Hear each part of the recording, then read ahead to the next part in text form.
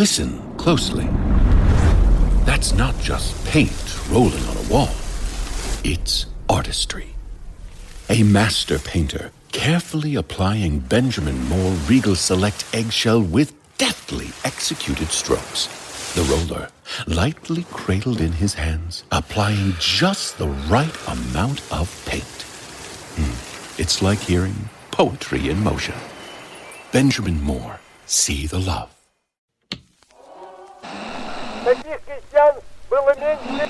A date which will live in infamy.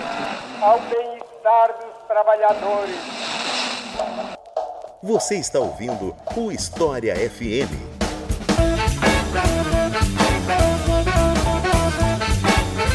Salve, ouvintes do História FM, bem-vindos a mais um episódio do podcast do Leitura Obriga História. Eu sou Iclis Rodrigues e hoje vamos falar sobre a Revolução Chinesa. Só que, claro, para falar de Revolução Chinesa, a gente tem que passar por várias décadas de história da China. E, para falar sobre o assunto, eu convidei Fernando Pureza, professor da Universidade Federal da Paraíba. Então, Fernando, por favor, se apresente para o pessoal. Bom, primeiro, Iclis, obrigado pelo convite. Enfim, é uma honra muito grande estar aqui no programa. Estou até um pouco nervoso, né? Mas vamos lá. Bom, eu sou professor da Universidade Federal da Paraíba e desde 2018 eu trabalho com a disciplina de História do Oriente Contemporâneo. E tenho atuado nessa área do ensino, né, de trabalhar com a História da Ásia, onde eu tenho percebido, inclusive, assim, que há uma lacuna de textos historiográficos para a gente fazer discussões de Ásia contemporânea, pelo menos traduzidos em português. Então, parte do meu trabalho assim, nessa área do ensino tem sido tentar difundir e abrir um pouco mais o campo para a gente poder ter acesso a uma bibliografia mais ampla e estudos mais aprofundados sobre a história da Ásia no período do século XIX, XX e, claro, XXI também. Então é isso, vamos conversar um pouco mais sobre essa importantíssima revolução do século XX depois dos comerciais.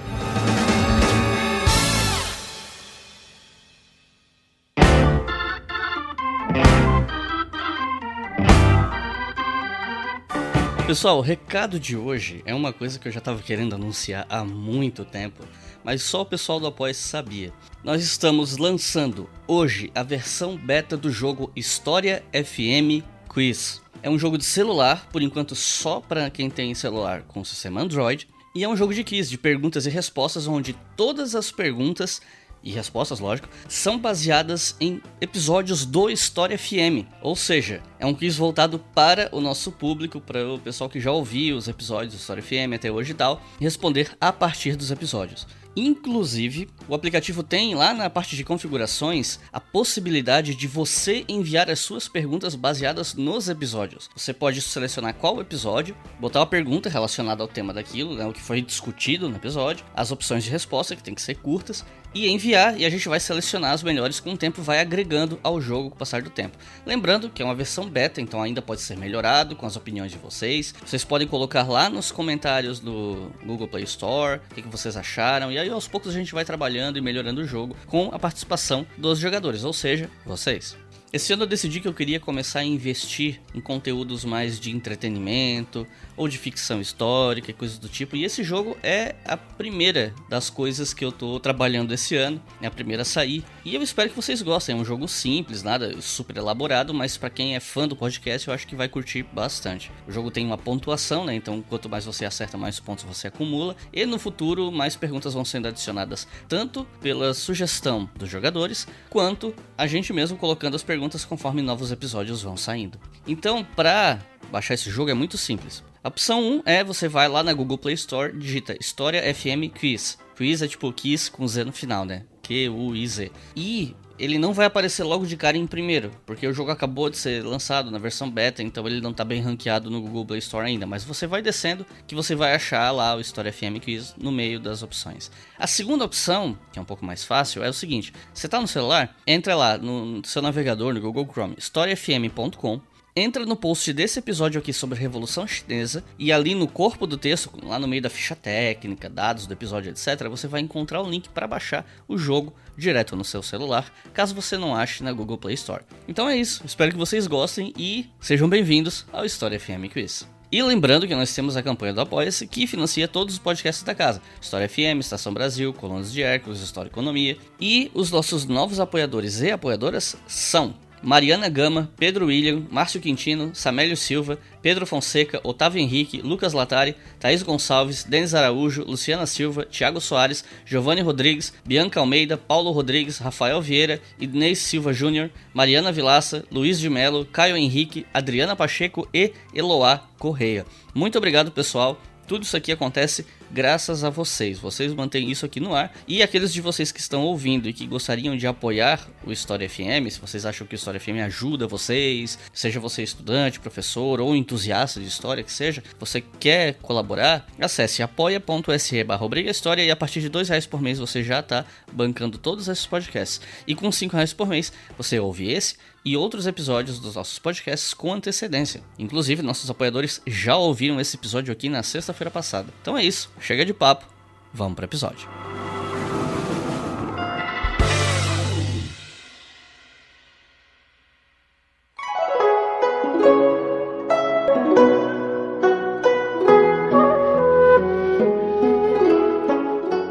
A história da China, ela é muito longa e não cabe a gente passar por toda essa história até chegar na Revolução Chinesa. Então, eu tinha que escolher um lugar para começar, né, um lugar nessa história, e eu resolvi começar com o século XIX, porque muito do que incentivou a criação de movimentos nacionalistas que estão relacionados a essas mudanças políticas que vão culminar na Revolução de 49, esses eventos ocorrem principalmente nesse século, no século XIX. Quem ouviu o episódio que a gente gravou sobre a relação entre China e Hong Kong aqui no História FM já conhece um pouco desse contexto, mas eu acho que vale a pena perguntar de novo sobre essa relação da China com potências estrangeiras que tentaram fatiar o país, impor acordos humilhantes, e a interferência desses países, né, acabou influenciando, como eu falei, o surgimento de movimentos nacionalistas. Como foi esse contexto que deu origem a esses movimentos no século XIX? Bom, sobre a questão da China, né, das coisas da divisão imperialista, acho que é legal, assim,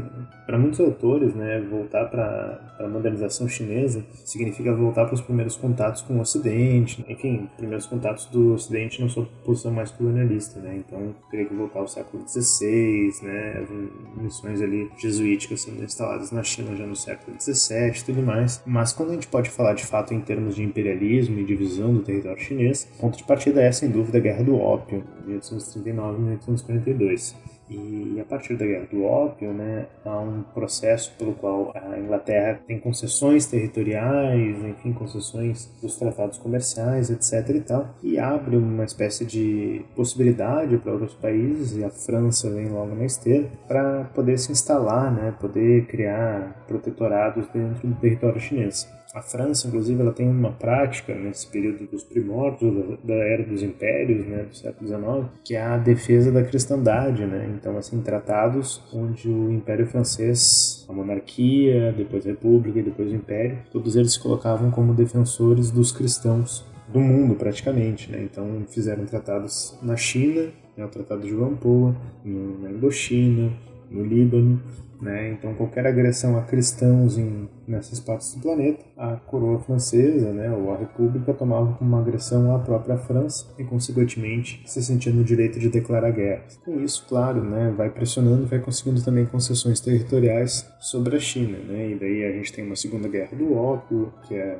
anglo-francesa, né? E aos poucos, na verdade, se abre esse caminho para o que se chama da diplomacia das canhoneiras. Basicamente, essa ideia de que se as potências europeias e, no caso depois, os Estados Unidos e Japão ameaçarem o Império Chinês com seus navios de guerra e tudo mais, é possível, perfeitamente possível, na verdade, conseguir concessões desse império cada vez mais debilitado no século XIX. Essa diplomacia das canhoneiras, ela é crucial porque, enfim, permite também a interiorização desses impérios, né? Então, claro, o foco é o litoral chinês, começa a partir de Cantão, ali depois vai para Hong Kong, mas claro, aos poucos vai navegando pelo Rio Amarelo, pelo Yangtze e vai conseguindo portos, né? Esses portos, na verdade, não são só assim, é pro acordo comercial, mas são entrepostos que, enfim, eram manufatureiros, na verdade, né? Se fala muito que essa ideia de que o Rio Amarelo era a maior manufatura do mundo no século XVIII, né? As cidades do Rio Amarelo. Então, assim, para os ingleses, por exemplo, foi muito importante debilitar boa parte dessa estrutura manufatureira chinesa para garantir, enfim, mercado consumidor e tudo mais. No final das contas, essa ideia do melão em fatias que se criou sobre a China, que é uma ideia real, né? Enfim, isso efetivamente acontece. A China é de fato dividida por potências estrangeiras. Ela chega num ápice, principalmente no final do século XIX, quando a gente tem ali as revoltas, principalmente a revolta dos Boxers, Sociedade dos Punhos Harmoniosos,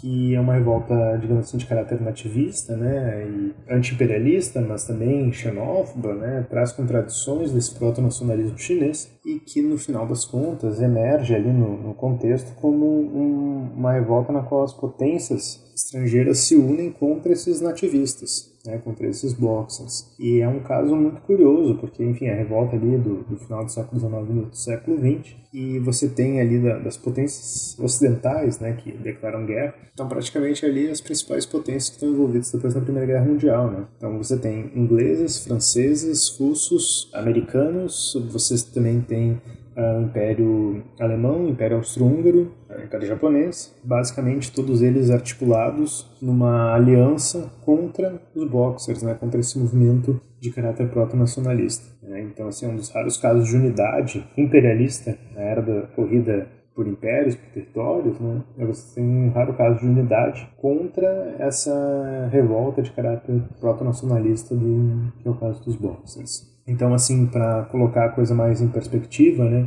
a China chega no início do século XX como uma nação cuja sua soberania está praticamente na mão de potências estrangeiras. A Inglaterra, claro, em primeiro lugar, mas não só, franceses e americanos. O próprio Japão se torna uma potência estrangeira de caráter imperialista no contexto chinês. E restou muito pouco, na verdade, para o Império da dinastia Qing para conseguir dar conta da necessidade de um projeto de soberania. Então ele entra já no início do século XX muito debilitado, politicamente falando. E economicamente nem preciso dizer, na verdade, né? Cada concessão desses tratados, a gente que é brasileiro, né, estuda os acordos com a Inglaterra da vinda da família real, a gente sabe, esses acordos eles são completamente desiguais, né? Então, assim, eles vão debilitando aquela que é, na verdade, a maior economia do mundo no século XVIII, a ponto de se tornar um dos países mais devedores da Europa, enfim, depois dos Estados Unidos e do Japão, no início do século XX. A gente tem tal grau de destruição do tecido político, do tecido econômico, principalmente do tecido social chinês, que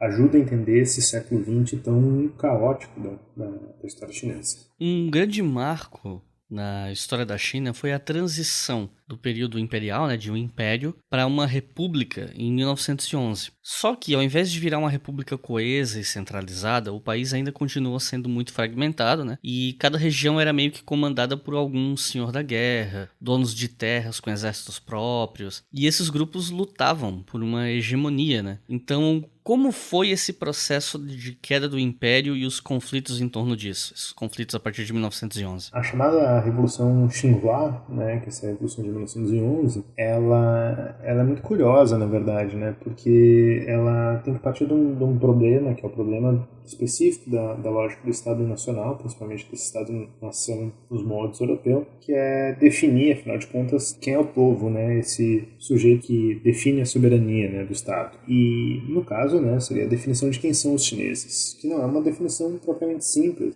O chinês, ou ser chinês, né, significava muitas vezes ser o súdito do Reino do Meio. E dissolvido o sistema imperial, essa ideia do súdito ela se perde. Então você tem que construir uma ideia de cidadania e tudo mais, que envolvia, em última instância, definir então quem são os chineses. E já de cara abre um problema, porque em termos étnicos, né, essa é uma sociedade muito plural. A gente define tudo como chinês, né, numa visão meio de senso comum, mas só hoje, pelo menos, o Partido Comunista Chinês reconhece que existem 56 grupos étnicos diferentes existindo na China. Então, quando a Revolução Xinhua ela ocorre em 1911, uma das primeiras definições, uma das primeiras preocupações é, de fato, definir o que é o chinês. É uma definição que, inclusive, aparece na bandeira, né, da República Chinesa entre 1911 até 1927, que é uma bandeira muito singular. Ela é vermelha, amarela, azul, branca e preta. Não lembro se é exatamente essa a ordem das cores, mas cada cor representa um grupo étnico, né, dentro da sociedade chinesa. Então, você reconhecia 5 grupos étnicos diferentes, na verdade, com proeminência de cidadania e tudo mais. e que estariam contemplados como cidadãos chineses, sem nenhuma proeminência de um sobre o outro. Então isso por si só já dá um pouco a tônica de uma sociedade que tenta criar seu Estado-nação, mas tem um primeiro obstáculo, um primeiro ponto de divergência, que é precisamente essa dificuldade de definir então quem é o sujeito cidadão. No meio dessa dificuldade, né, a gente ainda tem os resquícios da antiga ordem, e a principal força política da antiga ordem ainda é o exército imperial. Então, quando a república é criada, né, o exército imperial se coloca como negociador da transição, e na posição de negociador se coloca inclusive na proeminência de tomar o poder e tudo mais, coisa que os republicanos acabam aceitando, né, eles veem frágeis militarmente para uma tomada de poder e acabam abrindo espaço para os militares. Então há um breve período de unidade ali entre 1911 até 1916, 5 anos basicamente, numa curta ditadura militar, Yuan Shikai, e tão logo ele acaba morrendo, né, não há mais uma unidade sequer do corpo militar. O que acontece então é que os generais, né, eles se convertem então em senhores da guerra, eles se refugiam em determinadas regiões, né,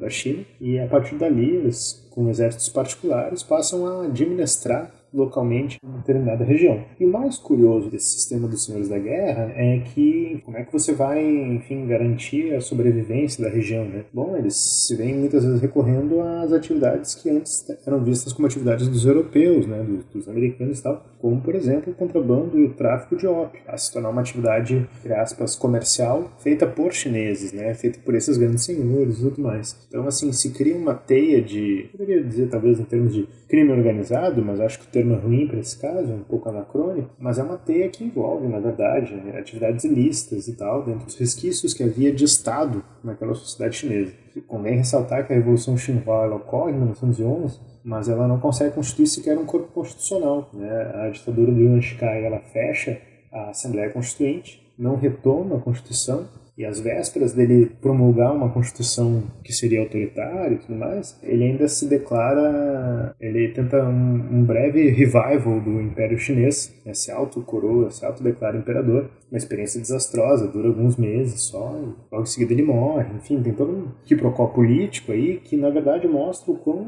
a República, né, no seu nascimento, ela está descolada da sociedade chinesa, né, e ao mesmo tempo você tem cidades super populosas, tipo Xangai, né, por exemplo, que independente de quem estivesse governando em Pequim, na verdade, não fazia a menor diferença, porque Xangai, desde o final do século XIX, era uma cidade praticamente dividida entre ingleses, franceses e americanos, que inclusive tinham o direito de cobrar impostos, de ter uma polícia própria, etc, etc. Então, quer dizer, a fragmentação desse período republicano, ela reflete uma fragmentação que, em certa medida, é de toda a sociedade chinesa naquele contexto, né? Ela não fica restrita à política. Mas, claro, esse grau de militarização dos senhores da guerra e tudo mais, isso daí isso sim é uma especificidade do período republicano chinês, desse primeiro momento. E que vai ajudar a entender como é que esse tom da militarização da sociedade e tudo mais, ele acompanha, né, a sociedade chinesa, pelo menos, se a gente for pensar aqui, até meados da Revolução Cultural, né? Então é uma sociedade que vai estar, em certo sentido, vivendo e revivendo os elementos de guerra civil, de guerra total, internos, né? Não estão só mais restritos à agressão imperialista, tem questões agora internas dentro dessa sociedade que vão precisar ser resolvidas, muitas vezes resolvidas, né, por essa síntese da violência militar. But more than 4,000 years ago, the Chinese Empire was already in existence. And more important, so was a Chinese civilization, a civilization of art and learning and peace. O Partido Comunista da China, ele surgiu em meados de 1921, influenciado aí por uma série de fatores que vão desde a influência da Revolução Russa, passando pela ausência de ganhos com o resultado da Primeira Guerra Mundial, para a China no caso, né? A permanência do domínio estrangeiro em algumas partes da China e indo até a ascensão também de movimentos sociais, né? Tanto no espaço urbano quanto no campo. Enfim, toda essa trajetória desde a década de 1920 até a consolidação da Revolução Chinesa de 49, ela foi marcada muito por aproximações e conflitos entre o Kuomintang e o Partido Comunista Chinês. Já quero avisar pro pessoal que tá ouvindo que eu provavelmente vou assassinar a pronúncia de vários termos em chinês, mas é paciência, né?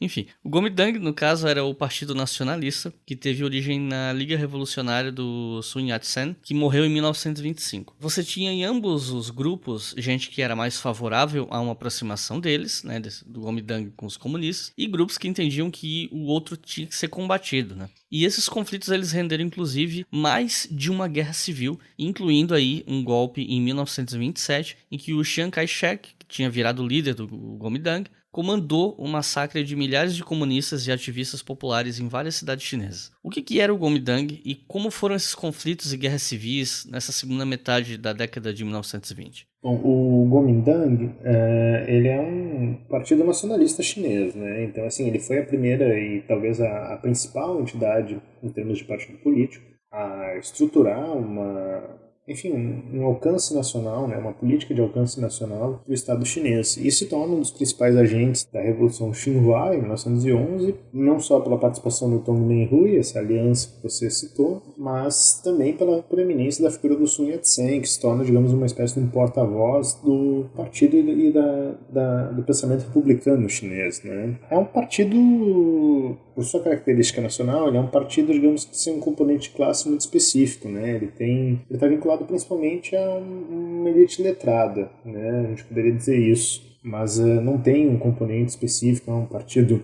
burguês, um partido proletário, um partido de bases camponesas, né? Ele é uma grande colcha de retalhos, na verdade, né? Então, quando o partido é proibido na ditadura do Yuan Shikai, ele se vê na necessidade de se concentrar muito mais na figura do Sun Yat-sen do que propriamente depositar fichas na sua interiorização. E que, de fato, ela continua sendo um problema para o Partido Nacionalista Chinês até a Guerra Civil depois com os comunistas. E é muito curioso, então, porque quando a ditadura se perde força e acaba se desintegrando praticamente, né, pelas suas próprias forças, entramos nesse estágio de uma constante guerra civil entre os senhores da guerra, o Partido Nacionalista ele começa a depositar de novo suas bases em uma ligação entre o exterior e o sul da China, né, a região ali de próximo a Canton, né, constrói suas bases em Nanquim, em Wuhan, por exemplo, também. E daí, a partir daí, claro, o partido, digamos assim, se posiciona politicamente em questões nacionais, né, principalmente diante do assédio japonês na Primeira Guerra Mundial ao território chinês, disputas coloniais e tudo mais. E nesse contexto aí, a gente tem,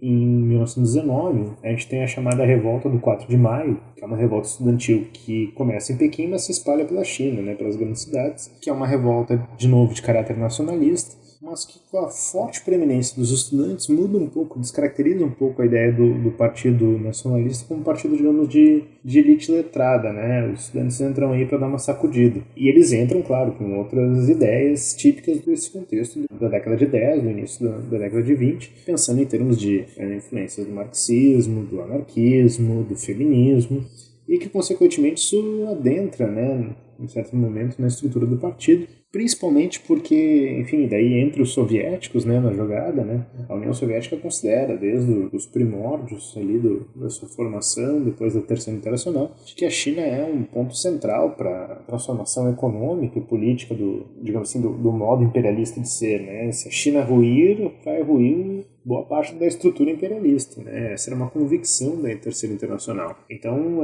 há um envolvimento, né, de mandar adidos, de mandar, sejam eles militares, diplomatas, para auxiliar o Partido Nacionalista nessa luta pela independência e soberania chinesa. E nessas aproximações, claro, né, o Partido Comunista Chinês que se forma, ele acaba então se aproximando também do Partido Nacionalista. Eles dividem, digamos, algumas concepções nessa política anti-imperialista e tudo mais. Há uma ala esquerda do Partido Nacionalista, que é bastante forte, que em certa medida estava mais vinculada ao Sun Yat-sen, e até, digamos assim, a gente poderia falar que até a morte do Sun Yat-sen, essa aliança ela rende frutos, né? O genro do Sun Yat-sen, o Chiang Kai-shek, vai inclusive estudar em Moscou, vai estudar não só teoria marxista e tudo mais, mas ele vai aprender também luta armada, né? Vai se tornar um militar pela Academia Militar Soviética. O curioso, né, é que daí quando morre o Sun Yat-sen, o Chiang Kai-shek se torna, digamos assim, o herdeiro político dele, né? Mas ao contrário do sogro, digamos assim,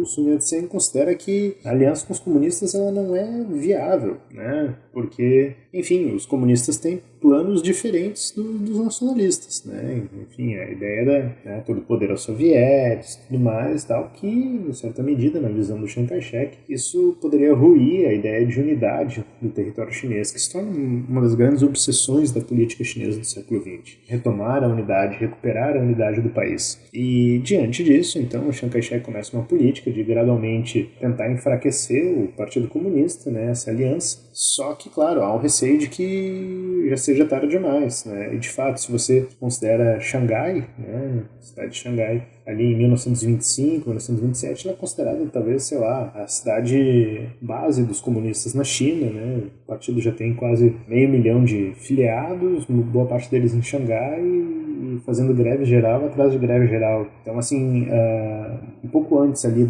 dos eventos de 1927, né, Xangai está praticamente na mão dos comunistas, né? Ingleses, franceses, americanos já estão fugindo da cidade, abandonando negócios, assim, apressadamente. E é um momento onde eles também tentam se aproximar, então, do Partido Nacionalista, do Chiang Kai-shek, e falar, olha, a gente aceita, claro, o governo nacionalista chinês, mas vocês vão ter que se livrar dos comunistas. E a postura do Partido Nacionalista Chinês nesse momento é de aceitar, sem muitos escrúpulos, essa traição, né? Ela é considerada uma traição, a ponto de, enfim, fazer acordos com o crime organizado, a gangue dos camisas verdes chineses, chamar a máfia, né? Os primórdios da chamada tríade, para ajudar eles a perseguir os comunistas, né? Então, quando há a grande traição de Xangai, em 1927, sei lá, se calcula que mais ou menos 5 mil comunistas são mortos na primeira semana, quando o Chiang Kai-shek dá ordem para os nacionalistas minarem todas as bases de poder do Partido Comunista Chinês. E a partir disso, né, o Partido Nacionalista começa uma política de expurgo total no sul da China das lideranças comunistas. Então é um partido que, o Partido Comunista Chinês, ele sai em 1927 com 500 mil filiados, né, enfim, fazendo a Xangai vermelha e tudo mais, para 10 anos depois, ali em 1937 já,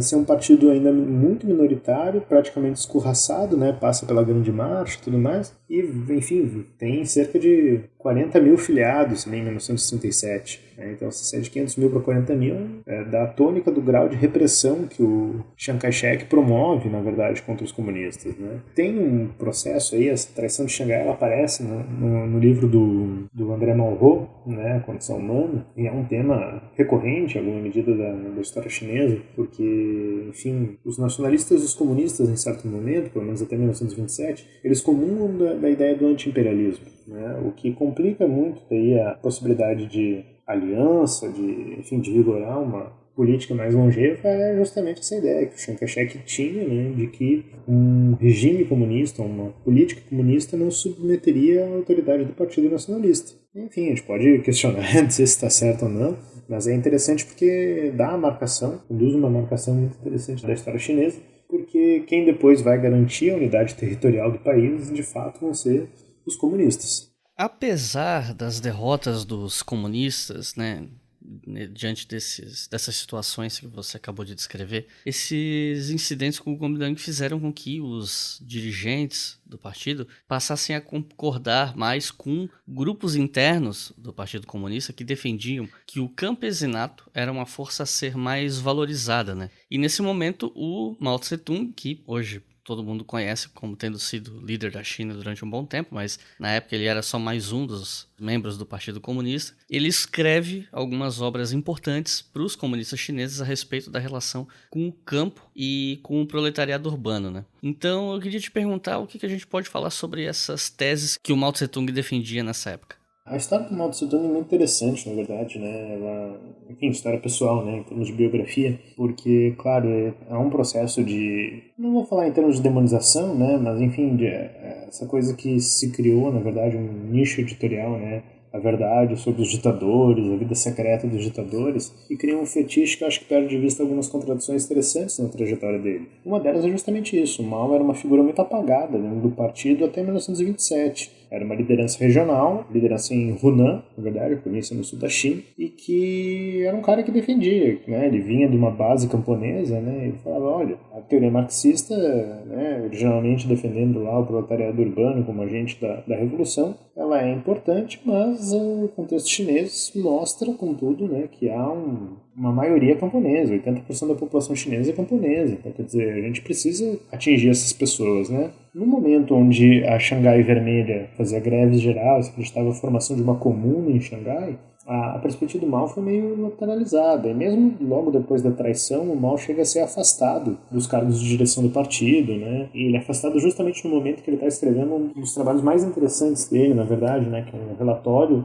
sobre a população camponesa em Hunan, que ele desmembra a categoria camponesa, né? Ele fala, olha, camponês é quem vive no campo. Agora, se eu for olhar quem é que está vivendo no campo, vou encontrar múltiplas categorias. E daí tem, sei lá, o latifundiário, o pequeno fazendeiro, o arrendatário, tem as viúvas, tem as prostitutas, os ladrões. Quer dizer, ele pinta um quadro, etnograficamente pelo menos falando, muito complexo, muito denso, né? Ele dá um alerta, olha, a gente precisa se aliar à população rural, mas a população rural é heterogênea, ela não pode ser tratada como se fosse tudo a mesma coisa, que vai seguir a vanguarda operária e tudo mais. E o inquérito dele de Hunan, na verdade, né, ele é um documento que é, às vezes até pouco estudado, mas assim, ele é interessante justamente porque ele carrega consigo, talvez, as bases do que a gente poderia chamar de um pensamento maoísta nesse momento, né? Essa ideia de olhar para o país que não é o centro do capitalismo, né? E de ver que, nas suas contradições, há uma população às suas margens que ainda vive nesse estágio, digamos assim, de uma longa transição para o modo capitalista de vida. Né?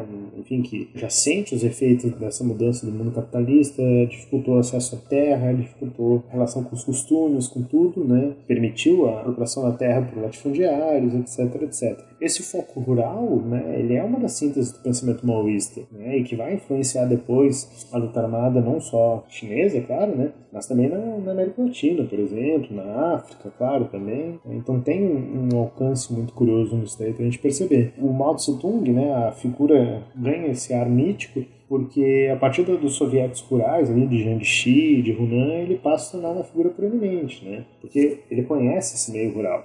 Esses grupos, na verdade, que estão fugindo dos grandes centros urbanos, da repressão do Partido Nacionalista, vão fugir e vão ir para o campo. E no campo, o Mao Tse-tung tem um domínio maior da coisa, né? Aí há toda uma discussão polêmica, acho que nem valeria a pena retomar os meandros dela, mas que no processo da Grande Marcha, quando, enfim, as lideranças do partido conseguem fugir da repressão do Kuomintang e escapam, né, em certo sentido, né, conseguem se isolar lá nas montanhas em Shanxi, o Mao Tse-tung ganha essa posição de preeminência justamente porque, enfim, ele conhece esse mundo rural, né, chinês. Então ele sabe os caminhos por onde ir e tudo mais, tem um conhecimento de logística, enfim, isso tudo vai criando essa aura do grande timoneiro e tudo mais, que é uma aura, né, uma figura contraditória, isso é interessante, né, o Mao Tse-tung nesse momento aí, ele está fazendo uma defesa à la Mariátegui, na verdade, né, da população rural, campesina, e na verdade ele é um político, um teórico, na verdade, que muito do valor que o partido vai reconhecer nele, pelo menos até ali meados dos anos 30, é de ser um cara que tem contato com o mundo rural, né, e nada mais do que isso. Ele não é visto como um grande teórico ou como um grande orador.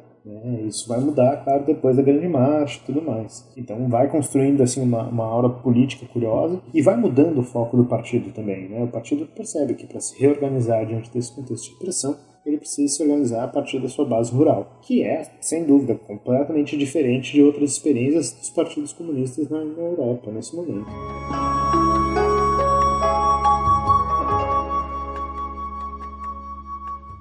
Você está ouvindo o História FM.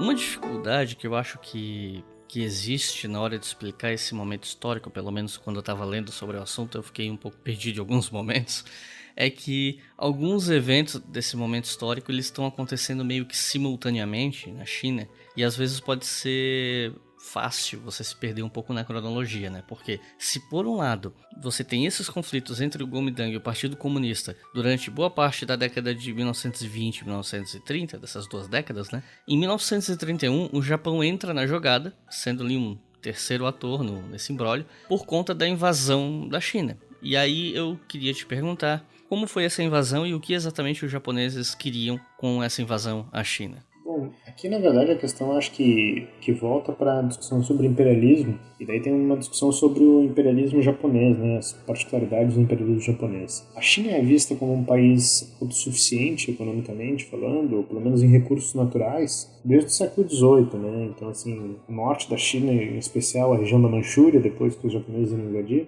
riquíssimo em ferro, riquíssimo em carvão, minérios que os próprios japoneses não tinham grande acesso, né? Então, assim, desde 1895 o Japão tem uma política beligerante em relação à Ásia e em relação à China, de considerar que a China pode e deve ser vista como uma extensão do seu poderio imperial. Isso ajuda a explicar, na verdade, um pouco, mas ainda não é toda a história, né?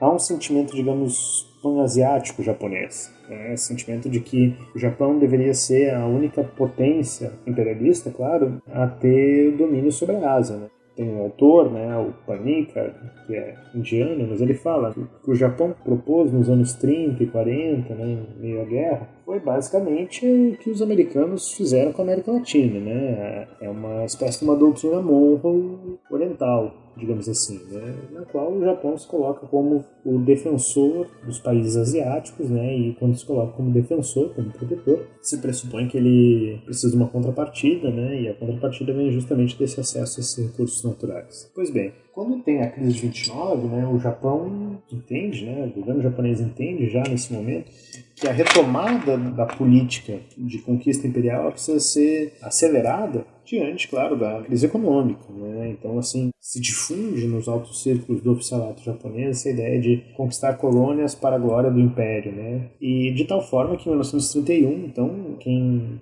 invade a China, quem invade a região da Manchúria e transforma ela depois em Manchukuo, uma espécie de um estado fantoche, né, do domínio japonês, é um grupo de militares expedicionários. Ele não é assim uma declaração de guerra formal do Estado japonês, como vai ser em 37. E por que isso é facilitado, em certo sentido? Porque a região da Manchúria, na verdade, ela não estava sob controle do Partido Nacionalista. Ela estava sob controle de um senhor da guerra, Zhang Zuolin, que depois tem um papel meio bizarro na história do Chiang Kai-shek e do Mao Tse-tung, né, uma espécie de um mediador político inusitado entre ambos. Mas enfim, era um senhor da guerra, um cara que vivia basicamente do tráfico do ópio, tráfico de armas e milícias próprias, né? Então, o Japão conquista aquele território dele e, para garantir a sua legitimidade política, ele concede a Manchúria ao antigo imperador, o Puyi.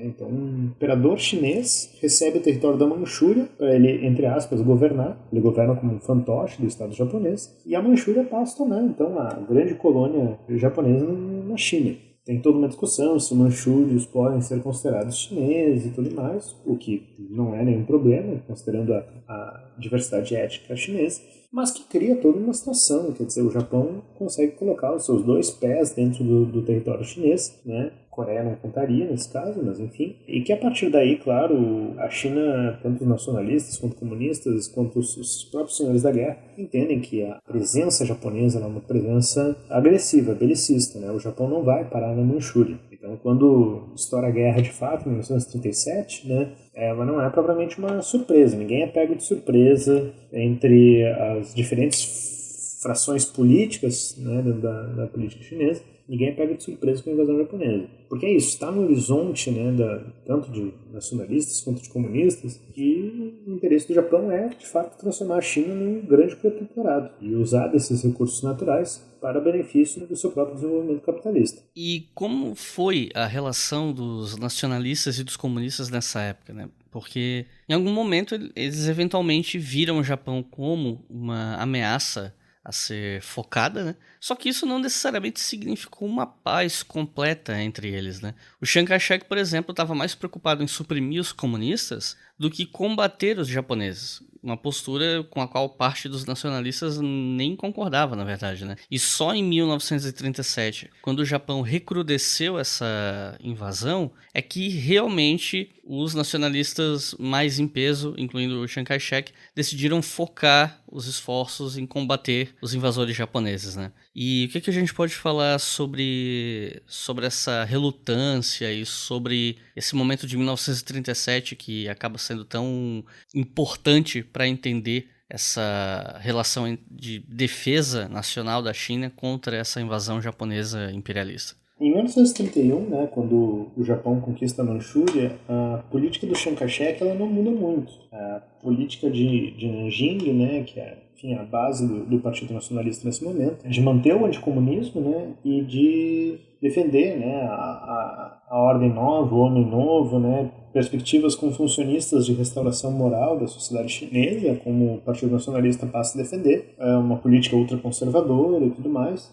E que, inclusive, ali, pouco antes da guerra entre o Japão fazer a declaração de guerra formal contra a China em 1937, o Chiang Kai-shek está pleiteando com a diplomacia, né, com a chancelaria alemã, uma assinatura chinesa no Tratado Anticomintern, aquele que vai formar ali a base depois do eixo da Segunda Guerra Mundial, né? Então havia digamos assim, um anticomunismo do Partido Nacionalista, ele estava chegando num ápice, assim, enfim, de aproximação, de simpatização com o fascismo mesmo. Né? Não tem como falar de outras formas. Havia milícias antissindicais, né, como os chamados camisas azuis do Chiang Kai-shek, que operavam justamente para proibir qualquer movimento que pudesse ser considerado comunista e tudo mais.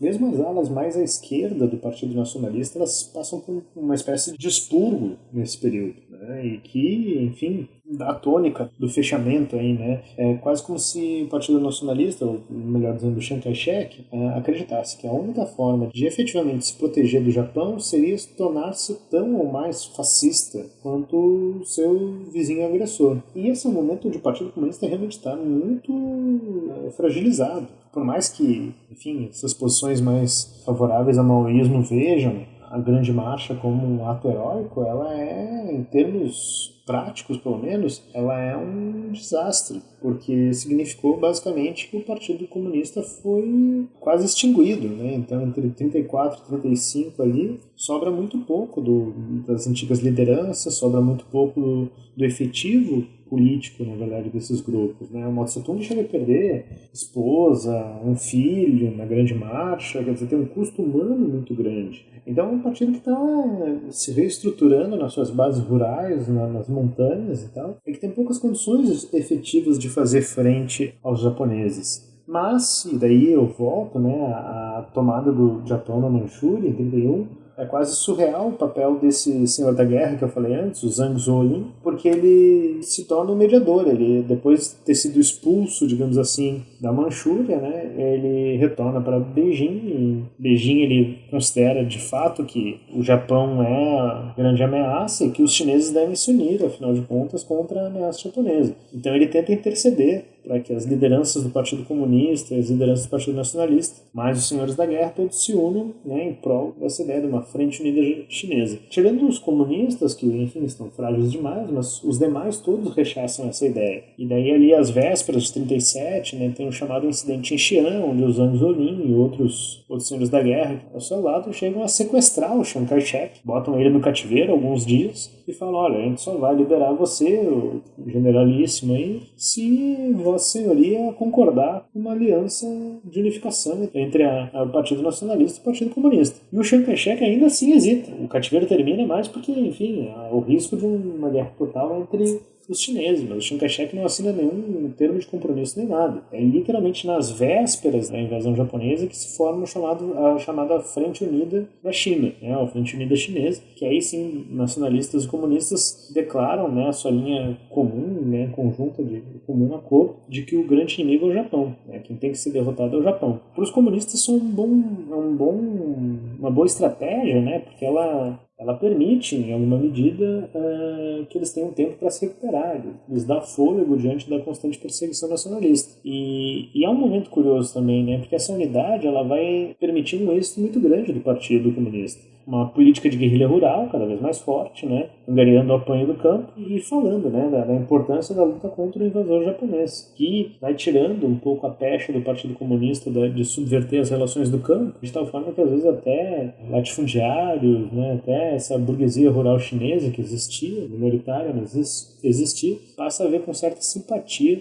o Partido Comunista depois de 37, por conta dessa retórica nacionalista que eles passam a assumir. de crítica ao invasor japonês. Então, em certa medida, esse momento, né, ele por um lado, eu acho que fica muito evidente o grau de anticomunismo do Partido Nacionalista, mas por outro lado se vê como o Partido Comunista aproveita, digamos, as brechas dessa discussão para construir para si também ele um discurso mais nacionalista, né, e que com isso, claro, vai se colocando como uma oposição viável frente ao invasor japonês. One fact was obvious. China was to be the giant back on which Japan would ride to world conquest, just as Russia was to be enslaved for German use.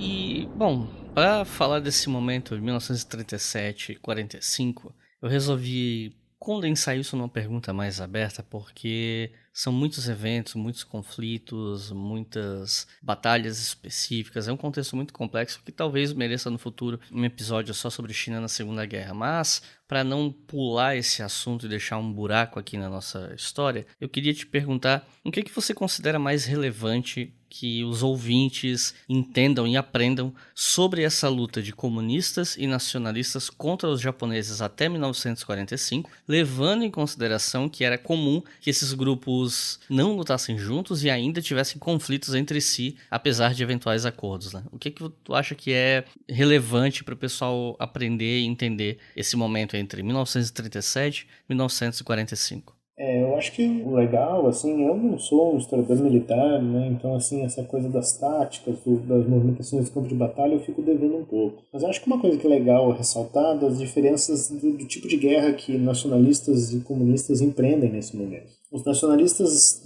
depois de Pearl Harbor, principalmente, né, o Kuomintang vai receber muita coisa dos americanos, né, em termos de armamento, de financiamento, né, uma força aérea que até então eles não tinham praticamente, passa a ser toda ela mediada pelos Estados Unidos, mas que, enfim, né, é fundamental. Então, o Kuomintang vai empreender uma guerra contra os japoneses a partir depois de 42, uma guerra, digamos assim, nos moldes mais tradicionais, né? Então, assim, uma estrutura militar tradicional. O Partido Comunista vai empreender um outro tipo de guerra, né? Que é a guerra rural, a guerrilha rural, cuja também é uma das bases dessa estratégia maoísta, né? Essa ideia de um campo devorando a cidade, né? Então, assim, os camponeses passam a ser vitais aí, porque toda a operação logística, né? Fazer os alimentos chegarem até a cidade, tudo isso fica sendo agora controlado pelos comunistas, ou por simpatizantes e tal. Então, assim, às vezes falta comida na cidade e isso é previsto como uma crise de escassez calculada pelos camponeses dos arredores, né? Porque é na cidade onde estão concentrados os japoneses e tudo mais. Além disso, né, o Partido Comunista vai fazer uma série de incursões militares no território dominado pelos japoneses, né, que parece, claro, uma loucura, ainda mais que os caras não tinham propriamente uma estrutura bélica, né, tecnológica para empreender essa guerra. Mas isso vai criando um pouco essa ideia, digamos, dos heróis do Exército de Libertação Popular Chinês, de sujeitos destemidos, que não tem medo de enfrentar os japoneses e tudo mais, né? E é muito curioso nisso daí, né? Porque essa diferença entre ambos, acho que ajuda a explicar muito como é que, em 45, quando é que termina a guerra, né? A diferença entre eles. O Partido Nacionalista, ele mantém suas bases, né, nas cidades, continua sendo um partido mais identificado com setores mais conservadores nesse momento, mas ele não parece ter ganho peso significativo. Muito diferente do Partido Comunista Chinês. Falei antes, né? Em 1927, o partido chegou a ter 500 mil filiados. Mas diante da crise, né, às vésperas de 37, o partido ficou só com 40 mil filiados. Bom, o que acontece em 45? Em 45 o Partido Comunista já tem 1,5 milhão de filiados. Como é que se dispara desse jeito, né? Como é que se dá esse salto quantitativo gigante? E um dos motivos é justamente esse. O partido se organizou militarmente para uma guerra contra os japoneses, na qual ele buscou muito mais do que derrotar o Japão, que seria talvez até impossível pela correlação de forças, mas buscou angariar apoio popular. E por meio desse apoio popular tentar de fato fragilizar as bases japonesas. O quanto isso deu certo, né? Acho que é uma questão ainda que eu fico devendo, no sentido de não ter precisamente informações sobre como é que isso se deu assim, no desdobrar da guerra, mas politicamente falando, o crescimento do Partido Comunista é um indicativo de que, mesmo que não seja uma estratégia militar talvez crucial, foi uma estratégia política que fez com que o partido se tornasse a maior força política da China. Então é um partido que sai vitorioso da Segunda Guerra Mundial por sua vitória militar, mas sai vitorioso porque politicamente ele renasceu das cinzas, né? Quase que literalmente nesse caso. E assim que os japoneses deixaram de ser um problema imediato, né, os conflitos entre comunistas e nacionalistas voltaram como não podia deixar de ser, né? Já era uma coisa meio previsível. E o resultado disso foi uma guerra civil que duraria até 1949, que é o ano que a gente toma como marco da Revolução Chinesa. Como foram esses anos de conflito e como os comunistas conseguiram vencer, levando em conta que eles praticamente não tinham apoio, ao contrário dos nacionalistas que eram muito mais benquistos pelas potências ocidentais e receberam algum apoio de fora. De fato, os nacionalistas eles tinham um apoio militar dos americanos, dos ingleses e tudo mais, mas o que os militares americanos falavam é que eles não tinham condições, na verdade, de manter a sua estrutura política, né? Se falava muito em termos de corrupção dentro do exército chinês, na verdade, nesse momento, e o termo eu acho que ele é ruim, mas ao mesmo tempo dá um pouco a tônica de que para esses americanos, para esses ingleses, a força do Partido Nacionalista, ela não era propriamente uma força política. E militarmente eles estavam organizados ali, ou estavam em luta, basicamente porque ingleses e americanos estavam injetando grandes quantidades de dinheiro e de armamentos. No contexto da Guerra Civil, e principalmente porque para os americanos a questão do Japão naquele momento talvez fosse mais crucial até do que da China, né? O Japão sob ocupação militar e tudo mais, é um momento onde talvez fosse melhor, digamos assim, entregar os anéis, né? Para não perder os dedos completamente do continente asiático. Agora, o que chama atenção, na verdade, é que se por um lado os nacionalistas angariavam esse apoio anglo-americano, não dá para falar a mesma coisa do Partido Comunista Chinês, não. Essa ideia de que havia um apoio soviético, o apoio soviético estava na fronteira da Manchúria, enfim, lutando a guerra da União Soviética, né? Tem toda a história de que Stalin e Mao Tse-tung praticamente não se conheciam antes do final da guerra, e mesmo depois, né, há uma preocupação, na verdade, de que, enfim, o Partido Comunista Chinês ele passou tanto tempo em isolamento, né, por conta da Grande Marcha e tudo mais, que os seus próprios contatos com a União Soviética foram debilitados, né? Então, assim, o partido ganhou, em certo sentido, ou melhor dizendo, conquistou uma espécie de autonomia política em relação a Moscou, que não é pouca coisa, é um troço, sei lá, é o que permitiu, inclusive, o partido capitanear esse processo revolucionário de 49, né, por meio de uma estratégia que é uma estratégia tipicamente deles, né, ou seja, aquela coisa do maoísmo de novo, né, o campo engole a cidade. Nós não vamos chegar e fazer uma guerra frontal contra os caras que têm mais armas do que nós, mas a gente vai aproveitar nossos contatos com os camponeses, a gente vai fechar aqui com eles de que não vai chegar leite, não vai chegar pão dentro da cidade, né, aquela coisa, né, se o campo não planta, a cidade não janta, quer dizer, cria toda uma dinâmica muito interessante aí, que vai favorecendo, claro, a posição do Mao Tse-tung, e que deixa muito evidente, ou pelo menos o jeito que deixa muito evidente, que o Partido Comunista Chinês ele ganha uma autonomia de ação em relação a Moscou que, se a gente considera, por exemplo, o leste europeu ou outras regiões ali, não existia. E que vai ajudar a entender, talvez, muito das linhas políticas do Partido Comunista Chinês ao longo do século XX. Nesse contexto de guerra civil, uma guerra civil relativamente rápida, e que ela coroa, na verdade, esse processo de crescimento do Partido Comunista durante a Segunda Guerra Mundial, que se torna efetivamente a figura política, né, de preeminência da China. O que alguns autores falam, né, eu estou pensando aqui no P.R. Anderson e outros, é basicamente que o que aconteceu na China, ao contrário do que aconteceu, por exemplo, na União Soviética, né, a Guerra Civil antecipa a Revolução, enquanto na União Soviética, né, a Revolução precede a Guerra Civil. Revolução de Outubro, Guerra Civil. No caso da China, não. Então, assim, a China vai, no seu processo de reconstrução da sociedade pós a Guerra Civil, vai ter o Partido Comunista, então, como a principal entidade, né, a principal instituição, que vai reconstruir a China, que não foi arrasada só pela Guerra Civil. Ela é arrasada pela Guerra Civil, pela invasão japonesa, pelas guerras entre os senhores da guerra, arrasada também pela conquista imperialista. Então, quer dizer, essa tarefa de reconstrução chinesa, ela é algo, sei lá, ela é quase hercúlea, né, se a gente para pra pensar em termos do grau de desestruturação da sociedade até 1949.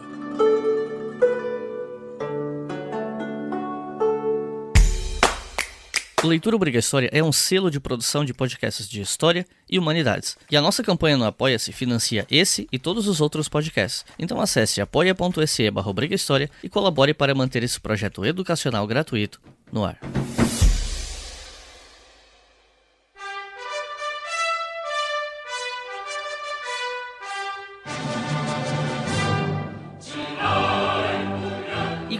foi esse imediato pós-revolução? Eu pergunto isso porque a China era um país muito atrasado economicamente, né, e especialmente em termos industriais. E é um país que passou por décadas de exploração estrangeira, foi parcialmente conquistado pelo Japão, que matou milhões de chineses durante vários anos, passou por uma guerra mundial, anos de guerra civil e agora estava nas mãos do Partido Comunista. Como a China estava muito isolada, era muito difícil gerar riqueza dentro do próprio país sem onerar a classe trabalhadora, o que deve ter sido muito complicado para um governo que tinha no seu apelo popular uma das maiores legitimidades, né? Então, como foi esse momento pós-revolução para essas novas lideranças? Pensando pós-revolução aqui no evento que marca a revolução, né? Primeiro, né, sobre o pós-revolução chinesa, é bom lembrar que o Partido Nacionalista ele se encastela ali na ilha de Formosa, Taiwan, né, como a gente chama, e que, enfim, até hoje tem uma disputa política ali entre o Partido Comunista e os nacionalistas de Taiwan, né,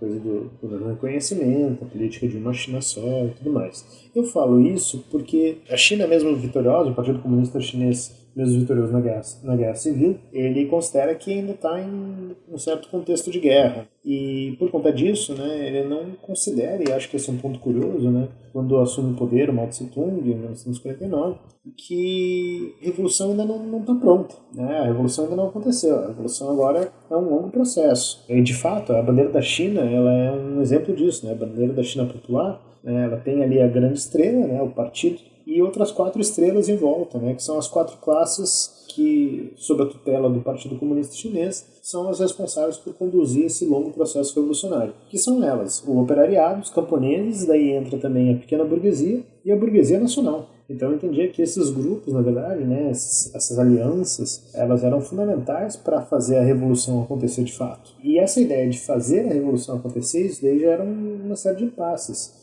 Porque no primeiro momento, por exemplo, né, o governo do Mao Tse-tung não vai fazer reforma agrária, vai pensar, olha, a gente não pode queimar as pontes com muitos dos latifundiários, eles nos apoiaram durante a guerra e tal, a gente precisa de uma política de compensação quando a gente for fazer a reforma, não dá para nacionalizar as fábricas num primeiro momento, a gente tem que fazer estudos sobre como essas fábricas estão funcionando, surgem as chamadas campanhas dos anti, né, os 3 anti, os 5 anti, né, combater a corrupção, combater o desperdício, enfim, se encontram fábricas que são, entre aspas, corruptas, ou que são propensas ao desperdício, à sabotagem, e aí essas são nacionalizadas. É um longo processo, na verdade. Então, entre 1949 até 1956, né, e vou explicar depois porque 56 é um marco, mas a gente poderia dizer, na verdade, que a China está tentando buscar o seu caminho para a revolução. Então, assim, ganhou-se a guerra civil e agora a gente tem que fazer a revolução. Como é que a gente vai fazer a revolução? Quem são os sujeitos da revolução? Como é que a gente vai conduzir isso? E uma grande dúvida, né, se é uma revolução socialista ou não. Apesar de ser o Partido Comunista Chinês, né, se considera ainda dentro de uma visão etapista, na verdade, da história, de que a China está carregada ainda de elementos do, abre aspas aqui, né, do chamado feudalismo, e que, portanto, precisa primeiro eliminar os resquícios do feudalismo para depois pensar em socialismo. Tem uma série de disputas aqui que são interessantes, na verdade. É um momento, digamos assim, de bastante efervescência de ideias revolucionárias. Elas têm que entrar em algum acordo político possível, né? E esses acordos são muito difíceis porque, bom, a base do Partido Comunista Chinês era camponesa. Camponesa pressupunha, dentro dessa época, uma base local, né? Então, assim, as bases locais, elas às vezes tinham tanto ou mais poder do que as autoridades de Pequim, o que gera já um desequilíbrio, muitas vezes. Desequilíbrio de várias ordens. O rural, na verdade, em relação ao urbano, o local em relação à autoridade central, os mais novos em relação aos mais velhos, enfim.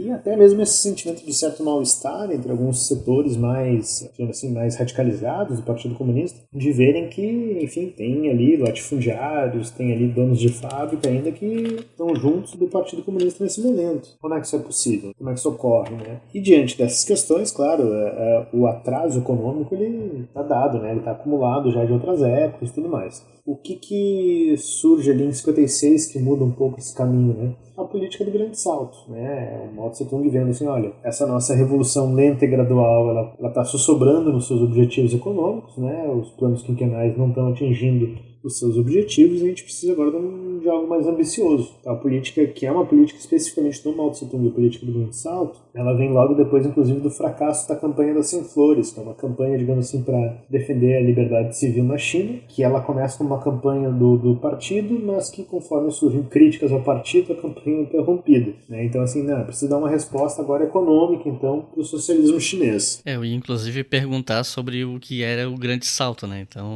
Então, o Grande Salto, na verdade, é essa política do Mao Tse-tung, né, de uma industrialização mais rápida da China. Para isso, na verdade, né, para alcançar esses objetivos de uma rápida industrialização, a proposta do Mao Tse-tung talvez seja uma das mais próximas daquilo que o Marx falava lá na ideologia alemã, né, de sociedade comunista precisa romper com a divisão social do trabalho, né, então precisa levar o maquinário para o campo e levar o camponês para a fábrica, levar os engenheiros para o campo, enfim, fazer toda uma transposição das posições ali da sociedade, né, de tal forma que não haja mais distinção entre campo e cidade no trabalho, na produção econômica. E, embora pareça uma boa ideia, ela esbarra, na verdade, em termos de execução. Porque, primeiro que, obviamente, né, a base citadina não tinha condições de fazer o trabalho rural. E o campo, na verdade, também não tem condições de fazer esse trabalho da forja, da siderurgia, na verdade, como o Mao Tse-tung estava prevendo. Tem vários relatos nesse momento de que as metas que são estabelecidas de produção siderúrgica, ou metalúrgica, na verdade, desse período, acaba envolvendo boa parte das populações rurais derretendo todos os apetrechos de ferro que eles têm para dar para o Estado, para mostrar, não, olha só, conseguimos produzir ferro. Não, você simplesmente derreteu aquilo que já existia, né? Derreteu e transformou em lingote. Mas esses são, digamos, os casos mais prosaicos, né? Assim, porque, na verdade, o pior problema do Grande Salto é justamente esse ajuste em relação às metas. Você coloca uma meta de exportação, assim, vamos trabalhar com, sei lá, 30 toneladas de sacas de trigo em determinada região. Porque, enfim, né, a meta é dada geralmente por um burocrata em Beijing. Daí, quando isso chega no burocrata local, o cara pensa, não sei se a gente consegue 30 sacas. Então começa uma negociação entre essas entidades do partido, entre o local e o central, e enquanto isso, a classe trabalhadora tem que ir lá produzir 30 sacas de trigo, os caras não veem trigo. A colheita está ruim, não tem água, os diques estão arrebentados, intempérie climática, na verdade, que ainda afeta a China, pragas de toda sorte, na verdade, né? Enfim, gafanhoto, tudo que dá para dar errado em termos de meio ambiente dá errado. Só que é um momento também onde todos os mecanismos de proteção social chineses desse momento, principalmente no campo, eles foram praticamente desativados. E o partido não se apressa em construir ou reconstruir eles, em reformar esses mecanismos. E ao mesmo tempo vai criando essas demandas surreais de alta produtividade. Então o impacto disso, e vejam, o impacto aqui que eu estou dando em termos de cifras é o impacto oficial, segundo o governo chinês hoje. É de 30 milhões de mortos, num espaço entre 1956 a 1962. Ou seja, o próprio governo chinês hoje admite isso. Sim, o próprio governo. Tem toda uma discussão, na verdade, porque eu vou explicar isso melhor depois, mas assim, a gente poderia dizer, na verdade, que é uma batalha por memória. O governo chinês reconhece isso hoje porque, enfim, passou-se por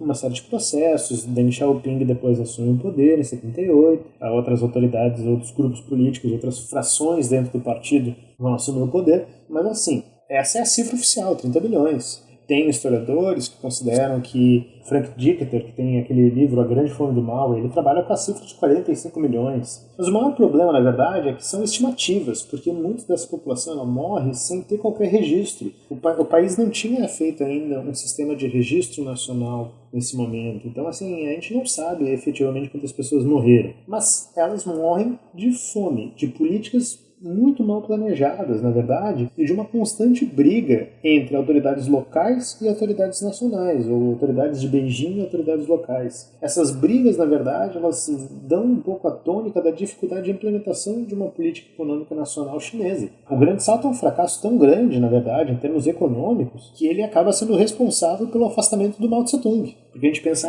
o Mao Tse-tung dominou a política chinesa. Mais ou menos. O fracasso do Grande Salto tem um custo político muito grande para ele. Ele é chamado a renunciar a alguns postos-chave no Comitê Central, e isso, enfim, depois vai ter encadeamento em relação à Revolução Cultural, uma série de coisas, mas, assim, em linhas gerais, o custo custo humano desses 30 milhões, né, uma cifra que só hoje em dia está se discutindo efetivamente, né, se é possível quantificar ela, mas esse custo humano existia e era reconhecido pelo partido, entre os contemporâneos. Então isso não é pouca coisa. Eu me incomodo um pouco que se relativize o grande salto. Eu falo, né, eu tenho dois problemas em relação ao grande salto. O primeiro é a relativização dos erros do partido. A segunda é essa ideia de que foi o partido malvadão que resolveu matar todo mundo, matou de fome a sua população simplesmente porque o comunismo é malvado. Que são as duas narrativas predominantes no senso comum, no debate público de redes sociais e coisas do tipo, né? Com certeza. Né? E que elas empobrecem a discussão, na verdade, porque talvez uma das questões mais difíceis para a gente aprender sobre a política chinesa, né, a partir da Revolução de 49, é justamente essas tensões entre o local e o nacional, entre, digamos assim, entre os interesses de Beijing e os interesses locais. Bom, só a título de exemplo, né, a gente tem toda a situação da Covid-19, né, tem toda uma briga de versões entre as autoridades de Pequim e as autoridades de Wuhan sobre se já sabiam ou não a disseminação da doença ali no final de dezembro de 2019, quer dizer, então ainda hoje é um fator de tensão. E o ápice dessa tensão foi justamente isso, essas políticas equivocadas que levaram 30 milhões de pessoas a morrer de fome. Eu, particularmente, eu acho muito equivocado essas ideias que falam que foi o Mao Tse Tung que quis fazer isso como se fosse deliberado, porque o custo humano impacta na política dele. É isso, ele é afastado, né? Tem toda uma série de consequências nisso daí que precisam ser problematizadas. Mas sim, ele precisa ser responsabilizado. Mas é muito diferente, aqui só para dar uma base, né, de discussão, é muito diferente, por exemplo, de um Churchill chegar em relação à fome de Bengala e falar que os indianos têm mais que morrer porque eles são um selvagem, que o auxílio de guerra dos ingleses para a Índia não vai chegar porque a Inglaterra precisa mais daquilo e a Índia tem mais que morrer. Então, assim, é muito diferente quando a gente enquadra as coisas em termos de perspectiva histórica de outras lideranças políticas desse momento. Mas o Churchill não é chamado de assassino, o malvadão ou coisa do tipo, né? Ele é chamado de o homem que venceu Hitler. Exatamente. É isso, né? Faz 2 anos aí o Churchill estava lá ganhando, o filme do Churchill ganhou um Oscar. Seria impensável, né, um filme do Mao Tse Tung, né, ganhando o Oscar. Quantos líderes estrangeiros têm tantas biografias traduzidas para português como Churchill? Não só biografias, mas livros sobre ele e tal. Sim.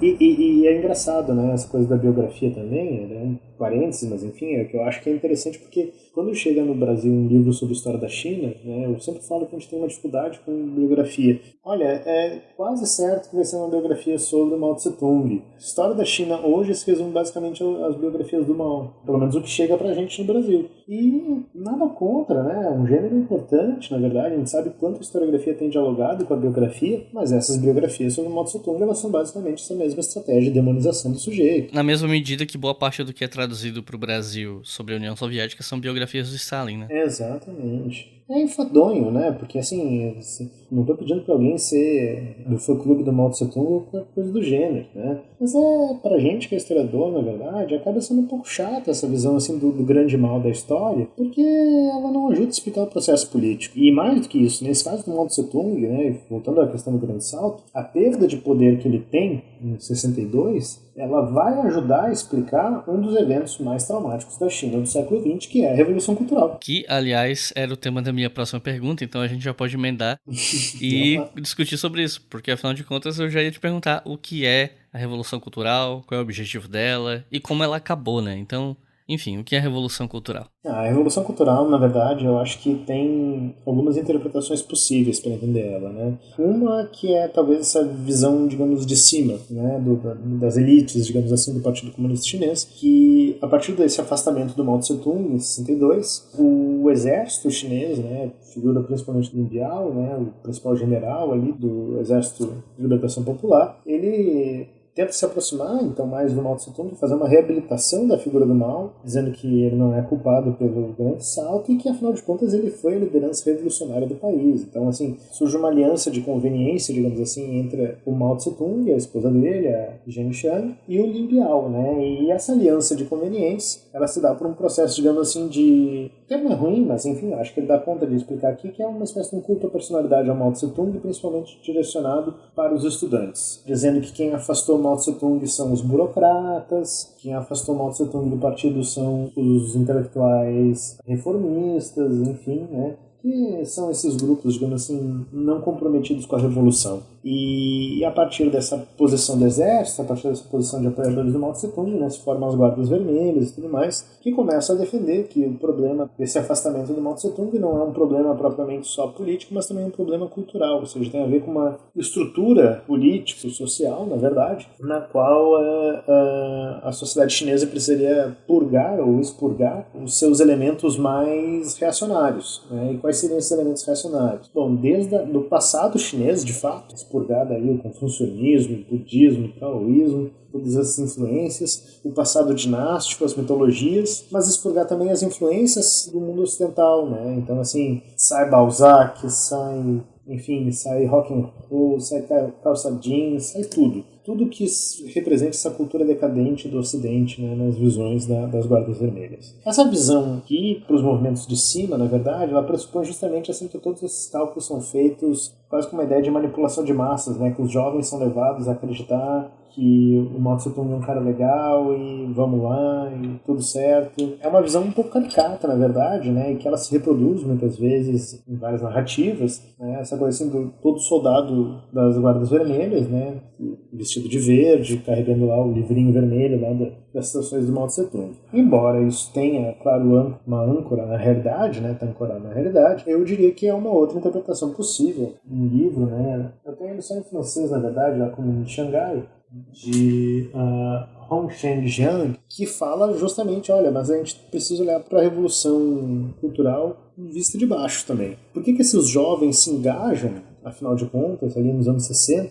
nessa proposta meio malucada de revolução cultural? E um dos argumentos do Jiang é basicamente a ideia de que, olha, em 1949 teve a revolução, e depois não teve mais revoluções. Foi uma sucessão de tentativas de construir o socialismo. Algumas delas fracassaram, em certo sentido, como o caso do Grande Salto. Fracassaram no sentido de termos de custo humano, né? E era preciso, em alguma medida, fazer com que essa juventude acreditasse novamente nesse potencial revolucionário. Então, curiosamente, a Revolução Cultural ela atinge esses jovens como movimento revolucionário contra o Estado. Né? Eles acreditam que eles estão fazendo a sua revolução, né? Mudando a cultura da China para atacar aqueles que dominam o Estado. Quem são os que dominam o Estado? Os burocratas, os intelectuais, etc, etc. Então, assim, o grau de engajamento popular, e principalmente dos jovens na Revolução Cultural, ela é um elemento muito poderoso, porque, assim, foge um pouco, pelo menos no meu ver, foge um pouco dessa ideia de manipulação das massas e tudo mais. Tem um autor que eu gosto muito, o Jonathan Spence, naquele livro Em Busca da China Moderna, mas quando ele vai falar da Revolução Cultural, ele fala que o problema era que os jovens eram reprimidos sexualmente, e por isso eles se engajaram no projeto da Revolução Cultural e blá blá blá. E, enfim, é um psicologismo muito barato, né, e que muitas vezes aparece, né, essa ideia de lavagem cerebral e tudo mais. Então é legal ver interpretações que mostram que, olha, para as classes populares, elas entram nesse modo, digamos assim, de fúria, de denuncismo em relação aos professores, às autoridades do partido, às vezes até aos próprios pais, porque elas estão convictas da necessidade da revolução. A revolução que seus pais fizeram ou viveram, eles querem viver também. Né? Tem um processo de reencenar a revolução na retórica dos maoístas nesse processo, que acaba, enfim, forjando uma outra experiência, por assim dizer. Uma experiência, a gente pode questionar se é revolucionária ou não, né, claro, mas que sem dúvida engaja essas classes populares. E isso não anula, pelo menos do ponto de vista que eu vejo, né, isso não anula o fato de que dentro das disputas políticas da cúpula do partido, de fato, o Mao Tse-tung sai vitorioso desse processo da Revolução Cultural, porque todos os demais líderes ali, eles são denunciados como burocratas, como falsos revolucionários, como reformistas, etc. e tal. O próprio Deng Xiaoping vai passar 10 anos dentro de um campo de reeducação. depois, claro, vai assumir o poder e tudo mais, mas assim, tem todo um processo de alijar o grupo que afastou Mao Tse-tung depois do fracasso ali do Grande Salto, para que o Mao possa retomar. E daí, de fato, de 66 até 76, o Mao Tse-tung governa quase de forma incontestável dentro do Partido Comunista Chinês, porque ele está amparado muito por essa ideia dos jovens que estão fazendo a revolução. Na interpretação de alguns autores, contudo, né, a crise da Revolução Cultural, ela vai morrendo aos poucos, ela morre principalmente porque o Lin Biao, né, esse militar deu início às Guardas Vermelhas e tudo mais, ele se afasta do Mao Tse-tung, né, ele sente que a barra está pesando para ele, os setores do exército estão sendo denunciados também. Então ele tenta se afastar do Mao Tse-tung, pega um avião e vai fugir da China, aparentemente, vai se tornar, como é que se diz, né, defectável. E o avião misteriosamente cai, ele acaba falecendo e tudo mais. Então cria toda uma ideia assim, de que a Revolução Cultural já estava prestes a esmagar também os seus próceres, né, os seus líderes. E Mao Tse-tung mesmo fala, né, que a Revolução Cultural foi vitoriosa, afinal de contas ele está no poder, afinal de contas agora ele poderia combater os burocratas, etc, etc. E de fato, né, a partir de 66 ali ele meio que vai comandando sem grande contestação. A Revolução Cultural, em termos assim de violência, hein, que a gente não tem uma cifra precisa, na verdade, do número de pessoas que foram vitimadas pela Revolução Cultural. A gente não tem assim, da mesma forma que a gente tem no Grande Salto, né, o impacto em termos de contagem de mortos, né, mas a gente tem o impacto político, né, essa coisa assim da negação da história chinesa, né, que é até uma coisa interessante, na verdade, porque é muito, dentro do senso comum, é muito normal a gente ver as pessoas dizendo que a China é sempre a mesma, né, as coisas de sabedoria milenar chinesa e tudo mais. Bom, durante uma década do século XX, até mais, na verdade, a China renega o seu passado milenar, a China renega o confucionismo, renega certas heranças, né? A Revolução Cultural é isso, né? Em certa medida ela renega tudo aquilo que está identificado como atraso, tudo aquilo que está identificado como estruturas arcaicas, né, daquela sociedade. Então, os campos de reeducação, o livro vermelho do Mao, tudo isso são símbolos, na verdade, de um momento muito específico da história chinesa, que a gente pode ver, claro, dentro da ótica, digamos, de uma história política das elites e tudo mais, as lutas internas do Mao Tse-tung, mas que eu acho que também é importante olhar para os de baixo e ver como tantos jovens aderiram ao projeto da Revolução Cultural, né? Tanta gente na China aderiu ao projeto da Revolução Cultural. Não foi porque eles foram manipulados, porque são bobos, porque o comunismo fez lavagem cerebral neles. Enfim, é o desejo de participar e fazer a revolução, de identificar um inimigo e tornar isso uma prática, né? Tornar isso uma realidade.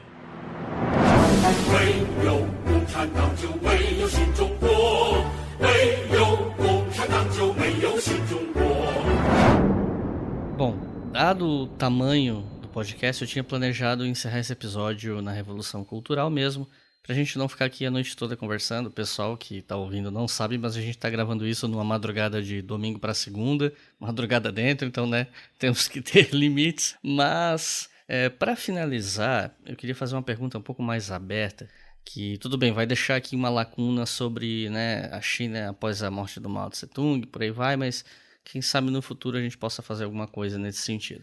Por fim, o que eu queria te perguntar, na verdade, é uma perspectiva mais pessoal, né? O que você acha? Como um país tão precário, que passou por tantas guerras civis, que teve momentos tão turbulentos, mesmo depois da Revolução, chegou ao patamar de desenvolvimento atual? Afinal, como a China conseguiu? Eu sei que essa é uma pergunta muito complexa, as explicações vão variar muito. Tem gente que atribui isso ao socialismo chinês e às especificidades desse socialismo. Outros vão dizer que a China nem sequer é socialista. Tem gente que vai colocar o crédito disso numa superexploração da classe trabalhadora chinesa para geração de riqueza. Tem gente que atribui o sucesso chinês ao autoritarismo, o que eu acho uma perspectiva muito rasa, porque um governo ser ou não autoritário tem algum papel no crescimento, mas não se define crescimento por autoritarismo, é mais complexo do que isso. Enfim, são muitas as perspectivas, então eu queria, para finalizar esse episódio, saber o que você pensa em torno desse debate sobre a proeminência da China no cenário internacional hoje e das explicações que são dadas para isso. Digamos assim, que acho que um dos maiores problemas que a gente tem nas explicações é que a gente está querendo achar uma resposta para algo que eu acho que mesmo dentro da China não tem propriamente um consenso. E é bom que não haja um consenso, na verdade, né? porque nesse caso significa que é um debate em aberto, né? Uma das coisas que os alunos sempre me perguntam, né, uma pergunta muito comum pelo menos, se a China é capitalista ou socialista, né? Eu recorro à frase do Deng Xiaoping, né? Não importa se o gato é branco ou se o gato é preto, o que importa é que ele caça ratos. Então essa foi a justificativa metafórica que o Deng Xiaoping deu para a abertura econômica chinesa em 78. Em que, em alguma medida, eu acho que ajuda um pouco a gente a entender os impasses assim, que a gente tem para conseguir definir como a China alcançou esse crescimento. É um modelo de muita maleabilidade, né, econômica, porque você consegue manter elementos do capitalismo, né, uma abertura econômica para o capital. É importante lembrar, uma abertura econômica para o capital no momento onde o capital ganha maior mobilidade global na história, né, que é no neoliberalismo. Ao mesmo tempo, claro que a superexploração dessa classe trabalhadora ela vem acompanhada de um aumento significativo da renda dela, né? Então, assim, a exploração que se intensifica, ela tem como contrapartida um crescimento na renda, né? Um crescimento que, inclusive, hoje em dia já supera a América Latina e tudo mais. Conseguir juntar essas contradições é muito difícil, na verdade, né? Eu não consigo, particularmente, explicar para os ouvintes, eu lamento até, né? Quem quiser uma resposta fácil sobre isso daí não vai achar comigo. Mas, assim, eu diria que há alguns caminhos legais para a gente poder fazer essas perguntas, para poder estudar um pouco sobre essa questão da China contemporânea. O primeiro, claro, é tentar ver quais são os discursos oficiais dos partidos, principalmente do Partido Comunista Chinês, mas também ver os discursos oficiais da imprensa ocidental, né, da diplomacia ocidental nesse sentido, porque eles também são, afinal de contas, também estão interessados em ler essas mudanças chinesas. Mas eu diria que isso é uma visão ainda muito, assim, é uma parte muito pequena ainda de um horizonte muito grande. Defendendo ainda a necessidade de uma história vista de baixo, a gente precisa dar uma olhada, por exemplo, né, no que acontece na China em relação ao maoísmo. A gente tem, por exemplo, movimentos grevistas maoístas na China, contra o partido, curiosamente, né? Denunciando o partido, tá? Falando, o partido se vendeu para os capitalistas, né? Temos que atacar os caras. Algumas revoltas que hoje em dia já estão claramente identificadas com a direita, mas enfim, algumas delas nasceram, por exemplo, essa recente de Hong Kong, né? Nasceu com uma greve da construção civil, e os caras lá fazendo greve reivindicando Mao Tse Tung em Hong Kong, que depois o que virou aquilo ali, inclusive a ponto de ter a defesa do Trump e uso da bandeira colonial britânica, é uma outra coisa, mas chama atenção, assim, independente se a China é capitalista ou socialista, se o jogo é esse, né, fazer essa definição, numa leitura marxista, a China ainda está vivendo a luta de classes, né, ela ainda ocorre, queira o partido ou não, queiram os capitalistas ou não, queiram os trabalhadores ou não, né, isso ainda está acontecendo, ainda há uma disputa capital e trabalho dentro da sociedade chinesa.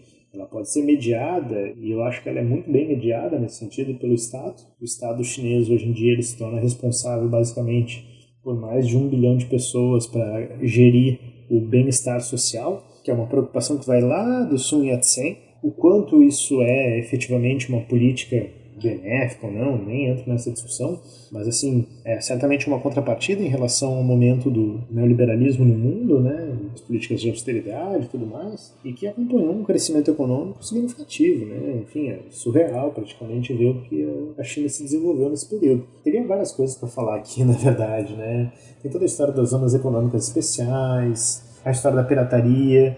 Ambos temas são muito legais de dar uma olhada num livro da antropóloga Rosana Pinheiro Machado, né, China, Passado e Presente. Por ser uma visão de uma antropóloga que estudou, né, a China, a antropologia do consumo na China e tudo mais, tem uma discussão muito bacana sobre pirataria na sociedade chinesa e faz um bom retrospecto da questão das zonas econômicas especiais, que sem entender as zonas econômicas especiais, eu acho que a gente não consegue entender essa questão do que seria, digamos, um capitalismo chinês ou um socialismo de mercado chinês. Enfim, é você criar verdadeiras ilhas de capitalismo dentro de um país como a China, quase impensável, na verdade. Mas, enfim, foi a estratégia que foi vitoriosa, né? Não sem custos humanos, não sem violência, não sem luta de classes, em última instância, né?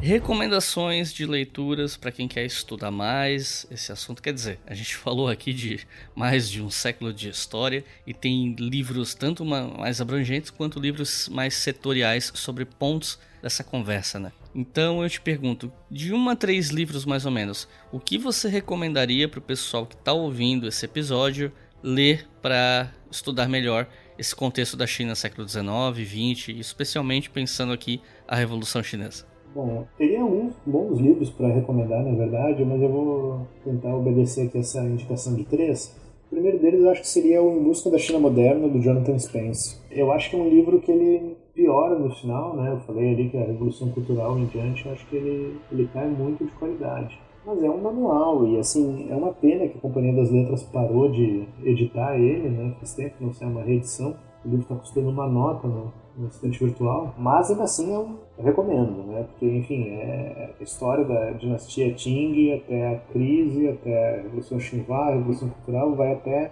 o Massacre da Paz Celestial. O outro livro que eu recomendaria é o do Vladimir Pomar, a Revolução Chinesa, daquela coleçãozinha da Unesp, que é, assim, singelo, pequenininho, você não dá muito por ele, mas, assim, ele traz discussões muito boas, e essa questão que eu comentei no outro bloco lá das zonas econômicas especiais, ele aborda para mim com bastante qualidade também, bem legal o livro. Ainda dentro, digamos assim, do que eu poderia indicar de história chinesa, eu queria fazer uma indicação, na verdade, um pouco diferente, é uma graphic novel, Uma Vida Chinesa, do artista Lin Kun-wu e do Philippe Autier, que é o biógrafo dele, que é um compêndio, assim, 3 volumes, na verdade, de uma autobiografia desse artista, e que acompanha basicamente a vida dele desde o seu nascimento, um ano depois da Revolução de 49, até ali 2008, 2009, né, um pouco depois ali das Olimpíadas Chinesas. E acompanha, enfim, vários momentos dessa narrativa. Eu escolhi esse principalmente também porque a gente não tem muitos livros, aliás, eu diria que a gente quase não tem livros falando sobre a história chinesa escritos por chineses, né, publicados no mercado editorial brasileiro, que é uma lacuna que eu espero que, com o tempo, as editoras passem a estar por conta da necessidade de a gente conhecer mais vozes chinesas, né, para a gente poder ter um estudo mais aprofundado sobre a história, sobre a própria sociedade chinesa, enfim, séculos 20 e 21. E é isso, acho que são as minhas indicações. Bom, então é isso. Fernando, você gostaria de fazer alguma consideração final, dar algum recado final para os ouvintes ou algo assim?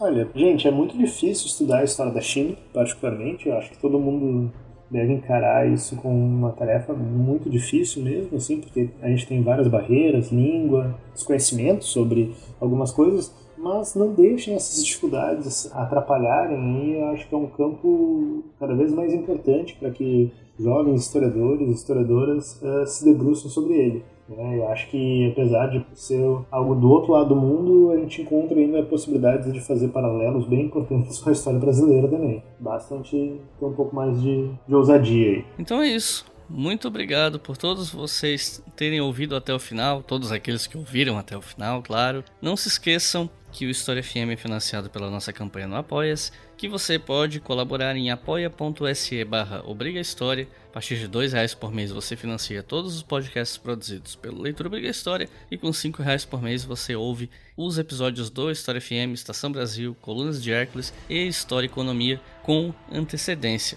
E não se esqueçam que a gente também tem um grupo no Telegram, que vocês ficam sabendo com antecedência. Aliás, não com antecedência, mas quando sai episódio novo, eu tô sempre avisando lá pra vocês. E lembrando que os nomes dos livros que o Fernando acabou de citar aqui estarão no post desse episódio lá no nosso site historiafm.com. Então, se você não pegou o nome de algum deles, mas quer comprar, quer ler esse material, vai lá, historiafm.com, eu vou deixar os nomes, e se eu achar o link de compra de algum deles, eu vou colocar lá pra vocês. Então é isso. Muito obrigado e até a próxima.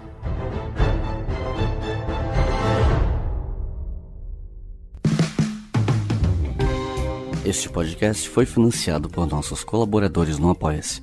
Acesse apoia.se/obrigahistoria e contribua para manter este projeto educacional gratuito no ar.